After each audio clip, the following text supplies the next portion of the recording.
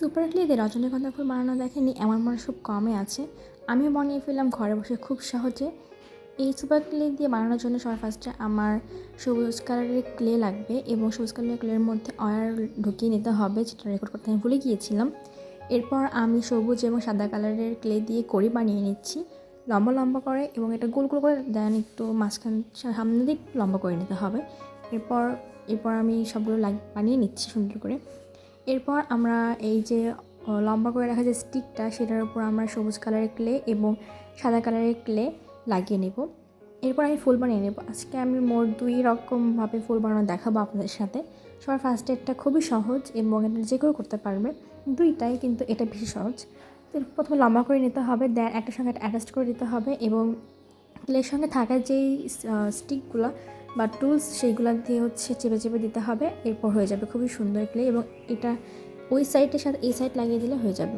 এরপর আমরা এর রেনু বানিয়ে নিচ্ছি। রেনু বানানোর জন্য হলুদ কালারের ক্লে দিয়ে লম্বা লম্বা করে নিচ্ছি এবং একটার সঙ্গে একটা লাগিয়ে দিব। যে কোনো ফুলের সৌন্দর্য ফুটিয়ে তোলে কিন্তু এই রেনু, যার কারণে আমরা রেনু বানিয়ে নেব।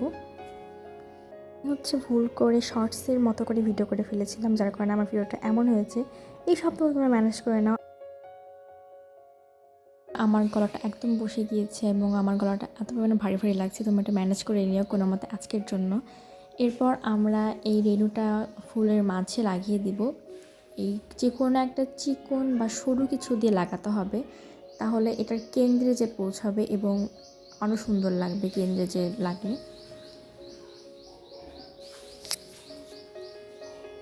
এভাবে আমরা লাগিয়ে নিচ্ছি আমাদের রেনুটা, এবং তৈরি হয়ে গিয়েছে আমাদের খুব সুন্দর একটা রজনীগন্ধা ফুল। আর এখানে দেখাচ্ছিল আমার হাত এই শীতের মধ্যে এত পরিমাণে ঘেমেছে, আমি মারাতে পারছিলাম না কিছু। তো যাই হোক, আমরা সেম প্রসেসে আরেকটা ফুল বানিয়ে নিচ্ছি। সেম প্রসেস, তো এখানে আমার বলার মতো কিছুই নাই, তো তোমরা এটা মিউজিকের সঙ্গে এনজয় করো।